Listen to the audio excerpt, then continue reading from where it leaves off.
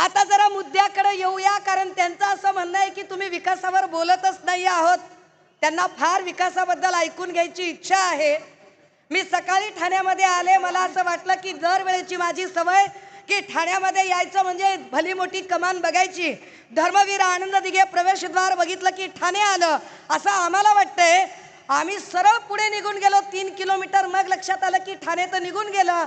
म्हटलं अरे कमान, ज्या लोकांनी धर्मवीर नावाचा चित्रपट काढला, करोडो खर्च केले, ती धर्मवीर नावाची कमान कुठे गायब झाली?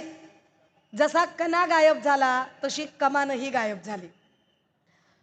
हे आठवण करून दिली पाहिजे ठाणेकरांना की राष्ट्रीय स्वयंसेवक संघाचे सरसंघ संचालक श्री मोहन भागवतजी यांनी याच ठाण्यामध्ये येऊन धर्मवीर आनंद दिघे साहेबांच्या संबंधाने आणि विशेषतः कॅन्सर रुग्णालयाच्या संबंधाने कोणशिला समारंभ इथं संपन्न झाला.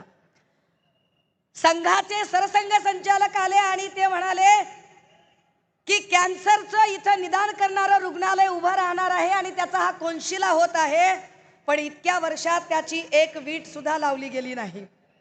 ते आम्हाला सांगतायत की आम्ही बाळासाहेबांच्या विचाराचे, आम्ही बाळासाहेबांच्या विचाराचे, आम्ही खरा बाळासाहेबांचा विचार जपलेला आहे. तुम्ही विचार करा, जर खरंच शिंदेंनी बाळासाहेबांचा विचार जपला असेल, शिंदेंच्या सोबतचा प्रत्येक माणूस जर बाळासाहेबांच्या विचारांचा असेल, तर साधे साधे 2 प्रश्न. गणेश नाईकांनी असं म्हटलं की मी तुमचं टांगा पलटीन घोडं फरार करीन. विचार करा, हे टांगा पलटी घोडं फरार जर शब्द आपल्या नेत्याबद्दल आले असते तर आपण आतापर्यंत घरात घुसलो असतो. ज्या अर्थी यांचे सगळेच्या सगळे लोक बॅकसीट घेऊन बसतात आणि आपल्या नेत्याचं टांगा पलटी करणाऱ्या माणसाला पलटून उत्तर सुद्धा देऊ शकत नाहीत, ते बाळासाहेबांच्या विचारांचे वारसदार कदापि असू शकत नाहीत.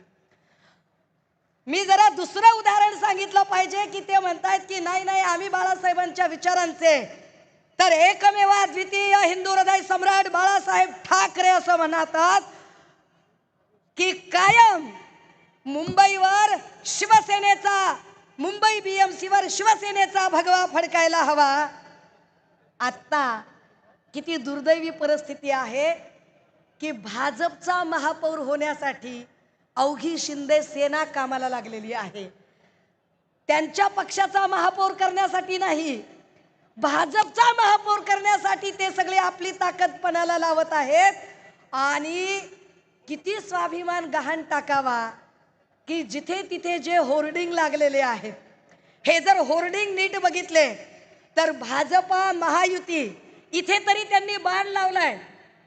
तिकडे मुंबईमध्ये तर जेवढे काही बॅनर लागले त्या बॅनरवर ना हिंदू हृदय सम्राट बाळासाहेब ठाकरेंचा फोटो, ना धर्मवीर आनंद दिघेंचा फोटो, ना एकनाथ शिंदेंचा फोटो, ना धनुष्यबाणाचं चिन्ह, काहीच नाही, फक्त भाजप महायुती. कुठे आहे स्वाभिमान? कुठे गेला तो विचार?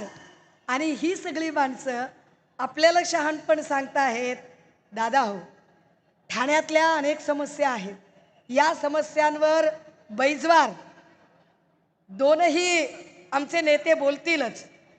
मी त्याच्यात फार खोलात अजिबात जाणार नाही. पण मी एक नक्की सांगू शकते की संस्कार, शिस्त आणि संयम काय असतो तो. 2 दिवसात पैशांचा पाऊस पडेल. कदाचित 10-10, 20-20, 25-25 हजार मताला खर्च केले जातील. पैसे कुठून येतात हे मी वेगळं सांगायची गरज नाही, त्याच्यावर विपुल प्रमाणात बोलणं झालेलं आहे. आणि नुसते पैसेच नाही तर दमदाटीची भाषा सुद्धा. कुणीतरी एक बाई होत्या आणि त्या बाईंची एक ऑडिओ क्लिप व्हायरल झाली. त्याच्या